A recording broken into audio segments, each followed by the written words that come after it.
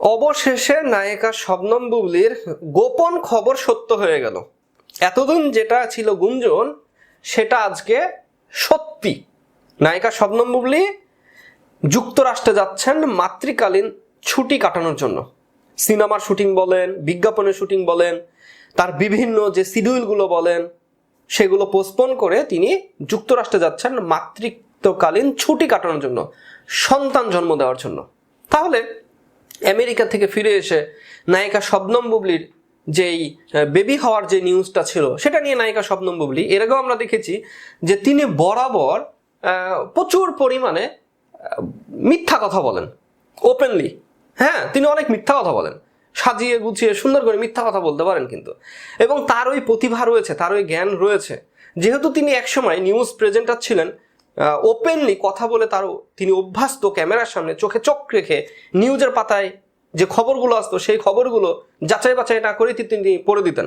হ্যাঁ, তো নায়িকা শবনম বুবলি যথেষ্ট জ্ঞানী এবং যথেষ্ট শিক্ষিত, আর এই শিক্ষা এবং জ্ঞান দুটোকে কাজে লাগিয়ে তিনি চোখের সামনে চোখ সকলের সামনে উপস্থাপন হয়ে অনর্গল সবকিছু লুকিয়ে তিনি গোপনে মিথ্যা কথা বলে দিতে পারেন, যেটা আপনারা দেখেছেন দীর্ঘ 5 মাসে।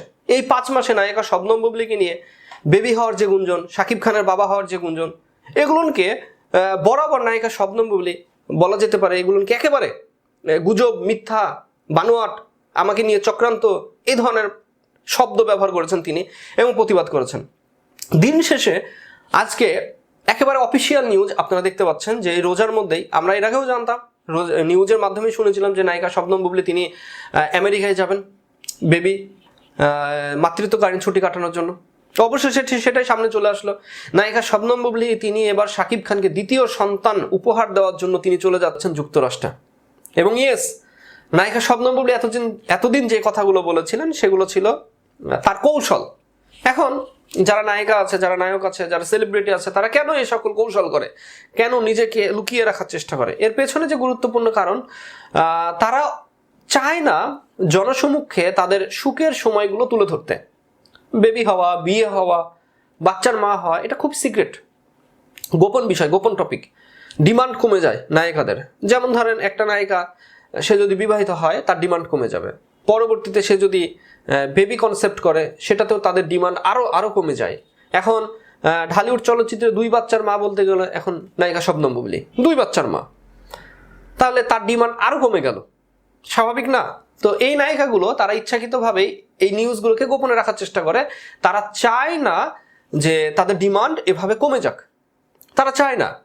তারা চায় দর্শকদের সামনে, ভক্তদের সামনে, সিনেমা প্রেমী যারা আছে তাদের সামনে সারা জীবন ইয়াং থাকতে, ফিট থাকতে, তরুণী হয়ে থাকতে।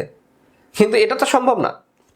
বলিউড ইন্ডাস্ট্রিতে আপনারা দেখবেন যে অনেক নায়ক নায়িকা আছে তারা ওপেনলি বিয়ে, শাদী, বাচ্চা, তারপরে বাচ্চার জন্মদিন বলেন, পার্টি বলেন, এগুলো তারা ব্যবহার করছে, কারণ তারা বিশ্বাস করে তাদের ট্যালেন্টে, তাদের গল্পে, তাদের অভিনয়ে।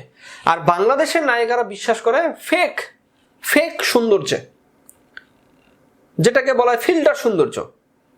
তারা বাস্তবতাকে লুকিয়ে রেখে ফিল্টার দিয়ে সুন্দরী হয়ে দর্শকদেরকে চাকচিক্য দেখায়। অভিনয়ে জিরো, বাস্তবতায় তারা জিরো, সিনেমার পর্দায় কিন্তু হিরো, সেটা নায়ক হোক বা নায়িকা হোক।